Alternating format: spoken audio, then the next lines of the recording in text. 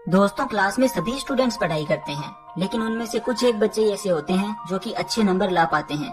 इसका कारण ये है कि टॉपर्स जो पढ़ते हैं उन्हें एक ही बार में याद हो जाता है, वहीं कुछ बच्चों को बार बार एक ही चैप्टर पढ़ने पर भी याद नहीं हो पाता। तो फिर टॉपर्स ऐसा क्या क्या करते हैं जो कि आप नहीं करते?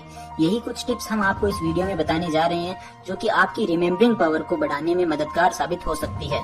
तो आज इस वीडियो को देखते रहिए, आप सभी के लिए कुछ धमाकेदार रिमेम्बरिंग टिप्स जो आपके आने वाले एग्जाम्स में अच्छा स्कोर करने में जरूर हेल्प करेगी। तो दोस्तों, आज हम बात करने वाले हैं top remembering tips for student to score highest. So let's begin.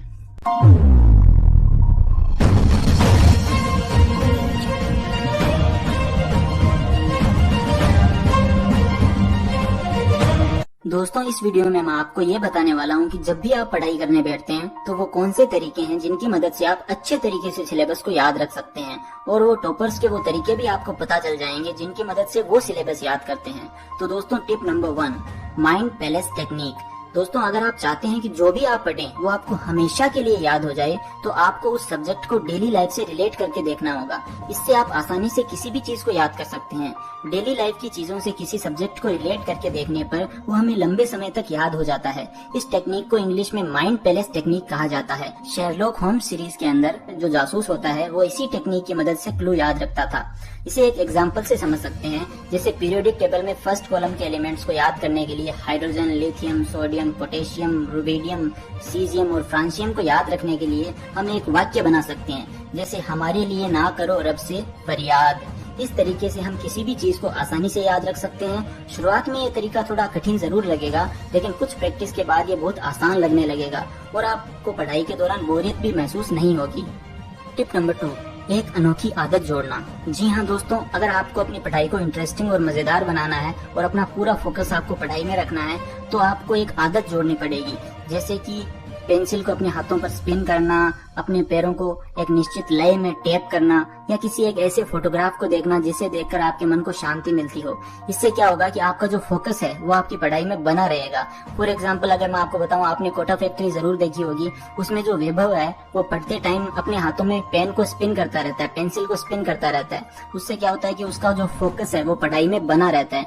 तो आप भी ऐसी कोई आदत अपना सकते हैं पढ़ाई के दौरान, जिससे कि आपका फोकस पढ़ाई में बना रहे। Tip number 3, highlight important sentence.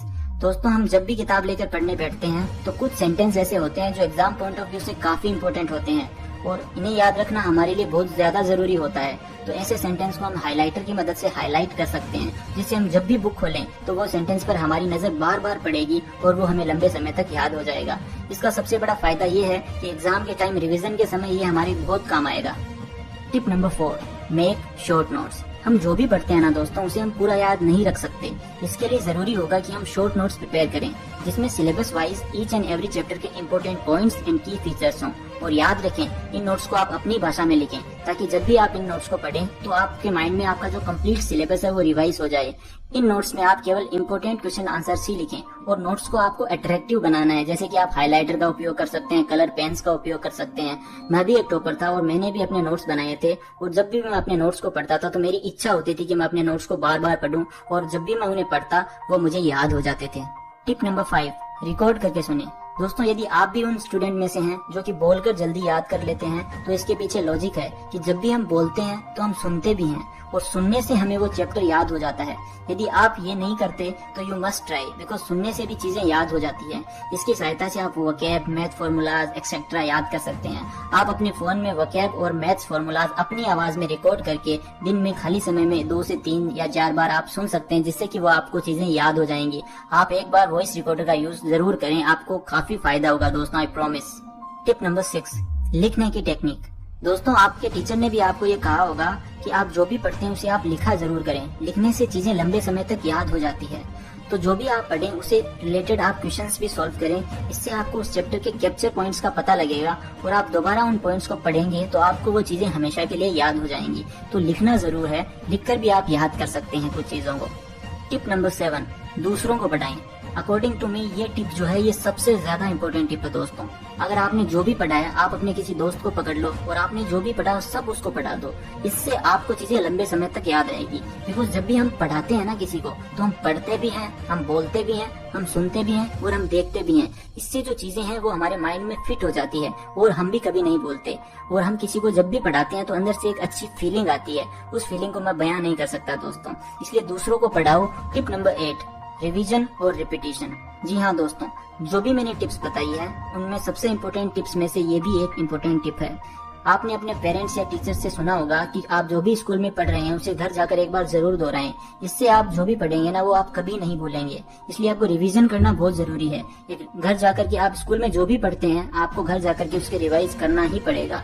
अगर आप ऐसा करेंगे ना तो जब एग्जाम आएंगे तब आपको बिल्कुल कुछ भी डर नहीं लगेगा, आपको कुछ भी नया नहीं लगेगा। आपने जो भी पढ़ा हुआ होगा वो भी आपके सामने होगा। इसलिए आपको डरने की फिर बिल्कुल जरूरत नहीं पड़ेगी। बिकॉज आपने सब रिवाइज कर रखा होगा और आपको सब याद होगा अपने माइंड में। इसलिए रिवीजन जरूर करना है।